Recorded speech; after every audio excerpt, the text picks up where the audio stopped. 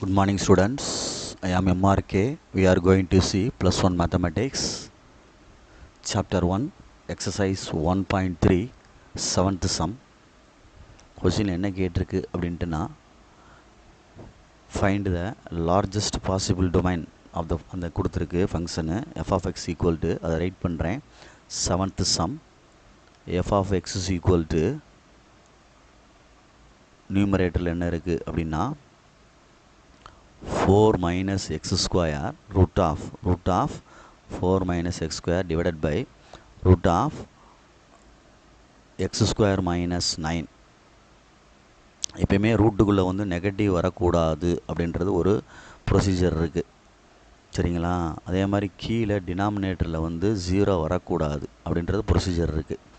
Okay, good. நம்ம first வந்து 4 minus X ஸ்கொயரை எடுத்து செய்வோம். அப்போ minus x square is equal to minus 4 அடிச்சிட்டோம் அப்படின்னா x square is equal to 4, x is equal to plus or minus 2 அப்படின்னு அர்த்தம். சரி, நெக்ஸ்ட்டு வந்து x square minus 9 is equal to 0, x square equal to 9, x equal to plus or minus 3 அப்படின்னு அர்த்தம்.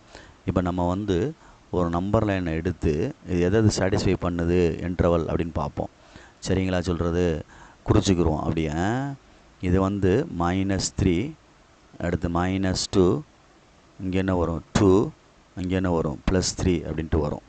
ஓகேங்களா? Right. ஒரு செக் பண்ணுறோம்.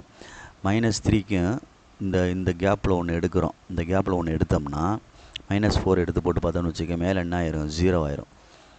மேலே என்ன ஆயிரும், கீழே மேலே என்ன ஆயிரும் 0 ஆயிரும். கீழே என்ன ஆகும், பாசிட்டிவ் கிடைக்கும். கீழே வந்து 0 தானே வரக்கூடாது, பாசிட்டிவ் கிடைக்கும். மேலே வந்து மைனஸ் 4 வந்து என்ன மைனஸ் 4 போடையில் ப்ளஸ் ஆயிரம், நெகட்டிவில் ஆன்சர் கிடைக்கும். நான் சொல்கிற அர்த்தம் புரியுதா இல்லையா? மேலே நெகட்டிவில் ஆன்சர் கிடைக்கும். ரைட்டு. அப்போ அது வந்து நம்மளுக்கு ஏற்புடையது அல்ல. சரி, அப்போ இது வராது. போட்டு பார்த்துக்கோ. இப்படி போடுறோம்னா கீழே வந்து என்ன ஆகும், எக்ஸுக்கு வந்து ஒரு மைனஸ் 4ன்னு எடுக்கிறோன்னு வச்சுக்குவேன், மேலே வந்து 4 மைனஸ் 16 வந்துடும், சரிங்களா? இங்கே கீழே என்ன வந்துடும், 16 மைனஸ் 9 வந்துடும். அப்போ கீழே பாசிட்டிவ் வேல்யூ கிடைக்கும், மேலே நெகட்டிவ் வேல்யூ கிடைக்கும். இது நெகட்டிவ் ஆயிரும். அப்போ இது பாசிபிள் கிடையாது. நெக்ஸ்ட் இது ரெண்டுக்கு இடையில எடுப்போமா, 4 எடுத்தோம்னா 4 ஸ்கொயர். அதே மாதிரி இங்கேயும் அதே மாதிரி என்னது 4 ஸ்கொயர் தான். அப்போ இதுவும் வராது, சரிங்களா? சொல்கிறது. அப்போ இதில் இடைக்கில 2.5 எடுக்கலாம், இங்கே 2.5 எடுப்போம். 4 மைனஸ் 2.5 அப்படின்ட்டு இருக்குது. 4.2.5னா 2.5 இன்ட்டு 2.5 6.25. அப்போ நெகட்டிவில் 6.25 அப்படின்றது இல்லை 1/2ன்னு வச்சுக்கிட்டாலும் சரி, என்ன வரும் 2.5வா 5/2 அப்படின்னு வச்சுக்கிட்டாலும் சரி. 5/2ன்னு வச்சுக்கிட்டோம்னா என்ன வரும், மைனஸ் 2.5 ஆடாது. மைனஸ் 2.5னா 2.5 6.25.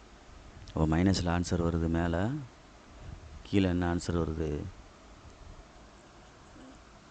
இதில் 0 கொடுத்தோம்னா இங்கே 0 ஆயிரும், இங்கே கீழே நெகட்டிவ் ஆயிரும், சரிங்களா? சொல்கிறது. அப்போ இது ஃபுல்லாக இது எந்த நம்பர் கொடுத்தாலும் தப்பாயிரும் இது. சரி, அப்போ 2.5 கொடுத்தாலும் எல்லாமே தப்பாக தான் வருது.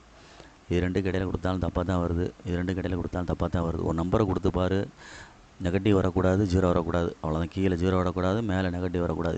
இது வந்து நியூமரேட்டரு, இதுக்கு டினாமினேட்டருக்கு இது கண்டிஷன் மாதிரி வச்சு பார்த்துக்கோ, 0 வரக்கூடாது அப்படின்ட்டு. அப்போ எதுவுமே வராதனால என்னது, டொமைன் வந்து எம்டி செட் அப்படின்னு அர்த்தம். டொமைன் வந்து என்னது, எம்டி செட் அப்படின்னு அர்த்தம், அல்லது 5ன்னு எழுதிக்கலாம். புரியுதுங்களா? சொல்கிறது பார்த்துக்கோ. 7th sum. குட்.